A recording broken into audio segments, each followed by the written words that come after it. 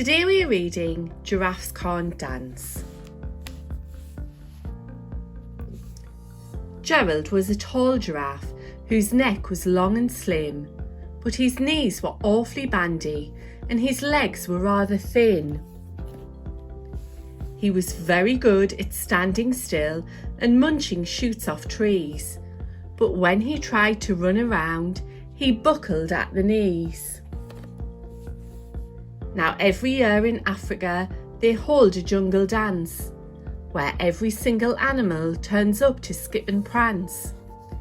And this year when the day arrived, poor Gerald felt so sad, because when it comes to dancing, he was really very bad. The warthogs started waltzing, the rhinos rock and rolled. The lions danced a tango, which was elegant and bold. The chimps all did a cha-cha with a very Latin feel, and 8 baboons then teamed up for a splendid Scottish reel. Gerald swallowed bravely as he walked towards the floor, but the lions saw him coming and they soon began to roar. "Here, look at clumsy Gerald," the animals all laughed. "Giraffes can't dance, you silly fool. Oh, Gerald, don't be daft." Gerald simply froze up. He was rooted to the spot. "They're right," he thought, "I'm useless. Oh, I feel like such a clot." So he crept off from the dance floor and he started walking home. He'd never felt so sad before. So sad and so alone.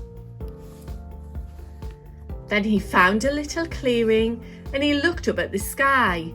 "The moon can be so beautiful," he whispered with a sigh. "Excuse me," coughed a cricket, who'd seen Gerald earlier on, "but sometimes when you're different, you just need a different song." Listen to the swaying grass and listen to the trees. To me, the sweetest music is those branches in the breeze. So imagine that lovely moon is playing just for you. Everything makes music if you really want it to. With that, the cricket smiled and picked up his violin. Then Gerald felt his body do the most amazing thing. His hooves had started shuffling, making circles on the ground. His neck was gently swaying and his tail was swishing round. He threw his arms out sideways and he swung them everywhere. Then he did a backward somersault and leapt up in the air. Gerald felt so wonderful, his mouth was open wide. "I am dancing, yes, I'm dancing, I am dancing," Gerald cried.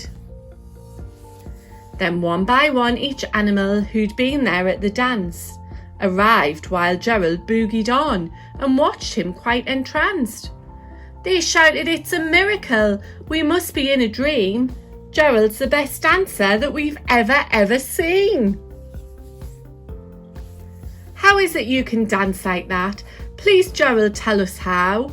But Gerald simply twizzled round and finished with a bow. Then he raised his head and looked up at the moon and stars above. "We all can dance," he said, "when we find music that we love."